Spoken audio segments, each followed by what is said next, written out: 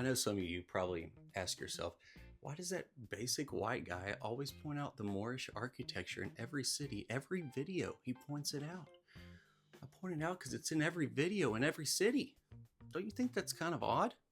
I mean, maybe it's not odd. Maybe I just don't know that cowboys with revolvers and spurs and boots, cattle driving cowboys, really loved Moorish domes on their post office in Houston, Texas in the 1880s.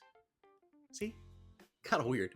And if Texas cowboys were just enthralled with Moorish architecture and I just didn't know that, then I also didn't know that when the Europeans came over, they would gift the American Indians Moorish relics. So this article takes place in New York and it's about the mysterious Mincy tribe. They found some interesting things in their graves. Several explorers have examined the site, but until the state's experts examined the place, very little was found. Among the surprising things discovered are a number of Moorish beads. These beads are flat and have the crescent and star on one side and a comet on the other, the symbol of the Moorish race.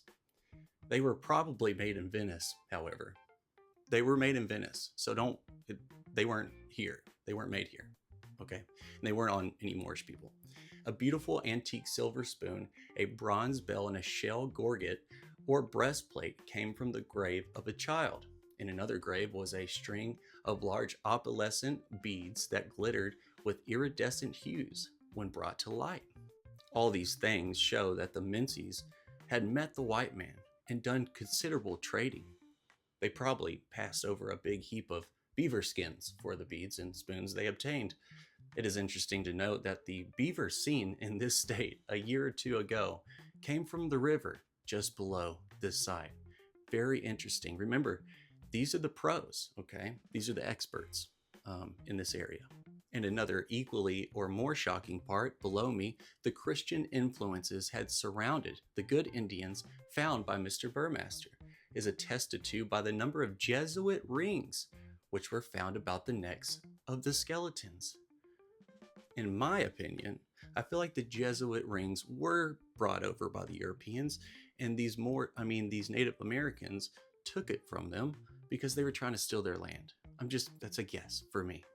Another guess of mine is that the necklace probably looked like these flat beads on the Mojave Indians, the Black Mojave Indians. Or even these beads on the Arawak tribe that Christopher Columbus first saw in the Caribbean islands. Or maybe El Paso just needed an Alhambra theater, because the cowboys were just going crazy for it. It's for you to decide. Love y'all and have a good day.